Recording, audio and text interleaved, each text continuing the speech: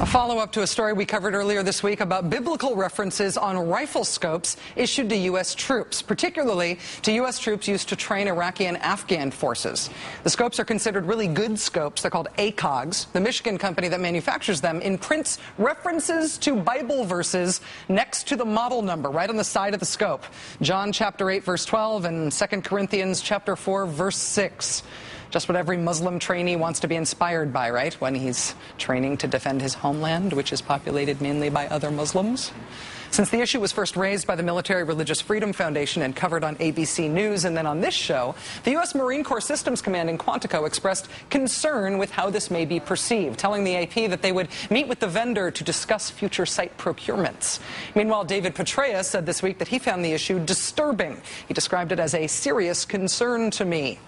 After initially defending the decision to put Bible verses on their weapons scopes, the company that makes them has now changed its mind, announcing they will no longer put the Bible references on the weaponry, and they will provide the military with kits to remove the Bible verse references on ACOGs that are already in use. Presumably little files? The Military Religious Freedom Foundation, which first brought the Jesus Rifles issue to light, reacted by saying, "It's about time." Trichicon's outrageous practice of placing Bible verse citations on military-issued gun sights for weapons was an unconstitutional disgrace of the highest magnitude and an action that clearly gave additional incentive and emboldenment to recruiters for our nation's enemies. Case closed, right? Weird one, huh? Actually, no, still weird and not closed. A TV host on the Fox News channel is now defending the Bible verse rifles. Seriously.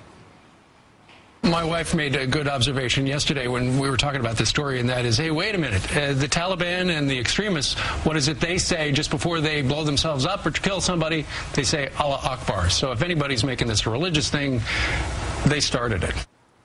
They started it. Right. They started it. They want this to be a religious war. They want the whole Muslim world, all 1.2 billion Muslims in the world, to see themselves as at war with the United States. And they want us to feel that way back.